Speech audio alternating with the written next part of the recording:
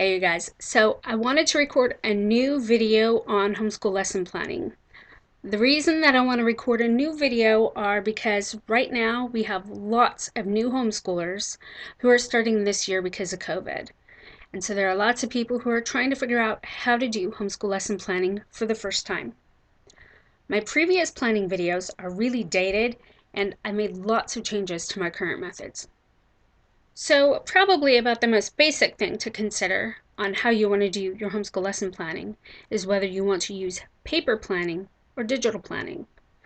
So in deciding that, consider how you are currently planning your life. Do you use a day runner, or is your whole life tied up in your Google Calendar? Are you naturally a list maker? Do you feel like life is chaos without the structure of a schedule? Maybe you feel like you become a slave to the schedule and you prefer to be able to just go with the flow. You may already be used to paperless systems. You may be making use of things like Pinterest and Evernote or other things and feel like you don't want to have a bunch of paper clutter lying around that you have to manage. You may prefer something that you can hold in your hands, manually turn the pages, and pencil in ideas and thoughts as they come. Most people probably use a mix. So first let's talk about paper planning. Paper planning could be as simple as notes written in a spiral notebook, or bullet journals have become popular. There are a lot of purchase planners, like a teacher's lesson plan book. There's some really pretty ones out there now. They don't work as well for me because I feel like once something is written in ink and is bound in the pages of a book, it feels like it's law to me and I can't change it, and I'm always needing to make those changes. Lots of people will use spreadsheets and word processor documents. You may prefer to be able to type in, or you might want to print it out and then write in your items. You have the flexibility to be able to create exactly what you need.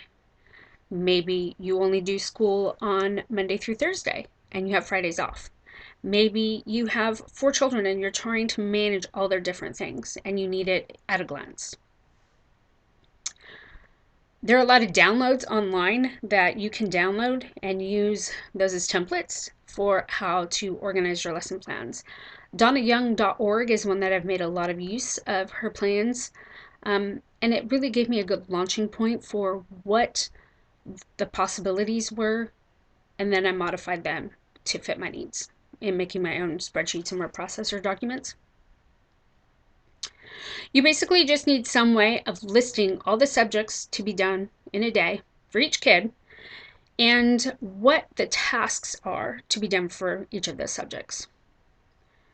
It might be something like a student assignment sheet that they're accountable for doing, or it might really be teacher lesson plans that is for you to know what you're doing with them, and it's for you to keep track.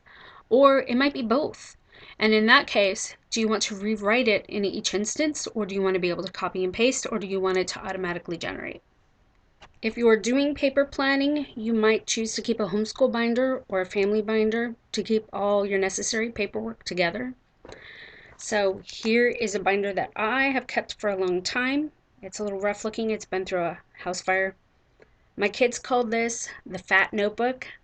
We used to do a lot of co-op classes, and so a lot of our school was taken on the road, and I needed to have everything there together with me. If you're doing paperless things, you probably don't need this. But if you have a bunch of papers that you need to keep contained, it can really save some sanity. I have some index tab dividers that are just labeled for each subject area.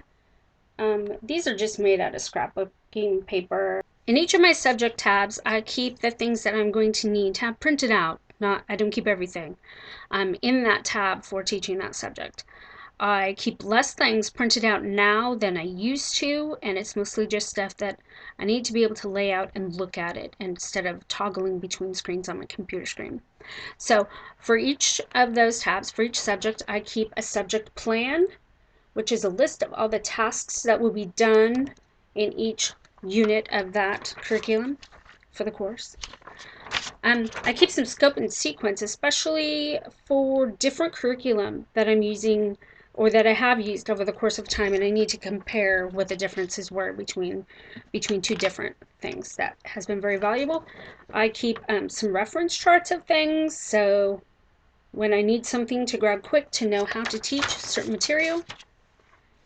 And I keep some masters. So like this is a map master with the items that kids are to label on the maps. I only want to print out one. So I have also in the past printed and kept in here solutions and answers and things like that, especially when we're doing a lot of school on the go. So I also keep a tab in my binder for each of my kids, and I keep documents that pertain uniquely to them behind their tab. Things that I keep in that are letters of intent or compliance from the Education Service District, especially when I was toting this binder around with us as we're on the go schooling. I wanted to make sure that I had those available in case we were ever questioned while we're out. And now I have them as digital files. I can easily access them from my phone. Other things that I have in their tab are I have courses of study when I have kids getting into middle school and high school. I want to have more of a long-term plan for how are we going to cover requirements during those years. And I keep testing information. In my state, we're required to test on certain years, and I keep the information from their testing in their tab. In the front of my binder, I keep some general scheduling information. I keep a daily schedule, and I've tried several different methods of how to write this out. I see this is an area I seem to always be coming back to the drawing board. How are we going to work out organizing our day? And so I've just tried very different schedules. We are never going to follow it. I don't think we ever have one day solidly followed the plan, but I have to have a plan. I have to know what's possible and realistic, and I have to have like some kind of a framework to go from. I also have tried various different lesson assignment kind of sheets. This is a weekly thing where I'm writing the assignments down and handing this to my kids, and this is for each of them individually what they're working on, so they know what they're responsible for. And sometimes I do those with a daily sheet, and sometimes I've done them a week at a time. My kids seem to struggle to be accountable for things at a week at a time, so they do much better if we just keep it to a daily list.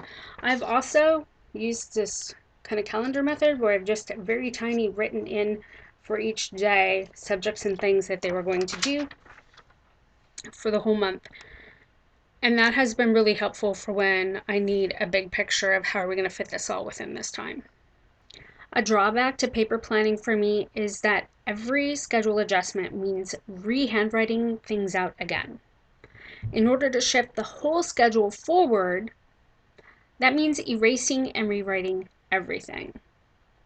There are two situations when I repeatedly come back to pencil and paper. One is when planning from scratch and I don't even know what it looks like yet. I really need to be able to erase. The second is when we get so far off track that the schedule I had previously set doesn't even make sense anymore. And I realize that I need to scrap it and come back to the drawing board and get a plan for how we move forward from where we are.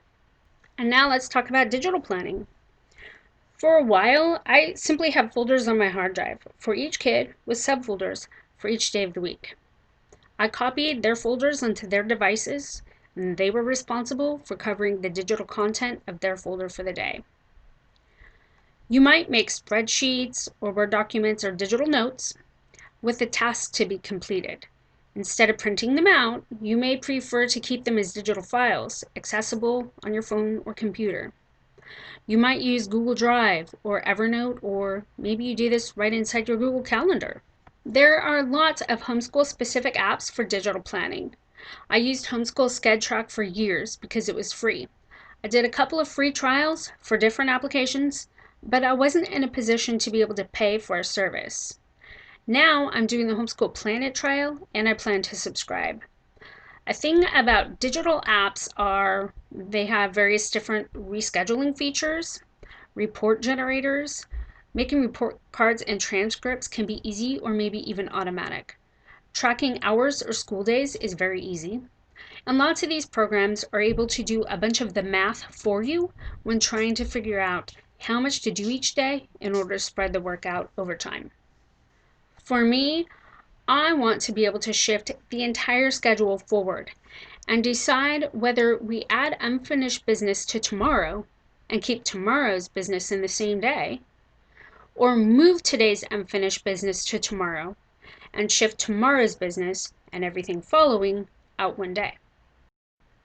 So problems that I've had with digital tracking apps are that I often end up not being able to log in for a period of time, maybe because of my work schedule. My kids will get seriously behind, maybe because a bug runs through our family and we have to take some time off. Maybe we just can't keep up with my unrealistic expectations. Or maybe my kids are procrastinating and being unproductive and taking advantage of mom not being able to check in with them and keep them accountable. For whatever reason, getting off the schedule causes us to be lost in a mile-long list of to-dos. Okay, so now let's just talk about basic planning. This is going to be pretty much the same either way, whether you're doing digital or paper planning. First of all, you need to think about creating a subject plan. Most of the time, you have a collection of lessons that you want to complete in a period of time. Maybe it's a term, a semester, or a year. There is a number of lessons, or chapters, or units, or modules, etc., whatever they're called, in the curriculum. Are there other resources to combine? Are there other books or YouTube videos or whatever else that you want to mix in at the appropriate time? You need to figure out how much time to spend on each unit in order to finish all the units in your decided time frame. How long will it take you to finish each unit? Is there required reading, a video or audio instruction? Are there worksheets or notebooking assignments? Is there a chapter test? So once you think about all of these things, you're able to decide how you will break down the time you need to spend on each unit in order to finish. How long will you spend working on that subject in a day? How many days a week will you do the subject? Maybe you decide that you want to do language arts and math every day, but you want to spend longer blocks of time doing history and science because of the activities involved. So you choose to do a Monday, Wednesday, Friday, and a Tuesday, Thursday rotation. Maybe you have something that you only need to do once a week, and so you save it for Fridays. Now that you know how many times a week you will do a subject, you know how many weeks are in your time frame, and you know how many units are in the curriculum, you are ready to plan out a subject lesson plan. How much detail a person uses in planning this out is going to vary. Maybe you don't care that much and you just need a rough idea. You know, there are 32 chapters and school will be about 36 weeks, and it's good enough just to have a mental note about how it's going to work out. Maybe you're piecing together multiple resources and you need to know how they all fit together. And so finally, let's talk about a daily schedule. Once you have your subject plans worked out, you can get an idea of a schedule or routine. Once you put together your lesson plans for math, reading, language arts, science, history, etc., you can start looking at what sort of a routine will let you get all of that done. If you are teaching multiple ages separately, or teaching around a work schedule and extracurricular activities, having a realistic idea of what this is going to look like will be important. Sometimes I get to this point and realize that it would take 8 hours to get through a day. That's not realistic. So I know that I need to reevaluate my plan and make some cuts. I would caution people not to pull tasks from their subjects together into a schedule very far out, unless the schedule is adjustable. My family never gets through 1 week without being ahead in something and behind in something else. So I hope this video helps break down lesson planning into manageable steps so that it's not as overwhelming and so that you can see the tiny pieces to put into place so that the big picture is accomplishable.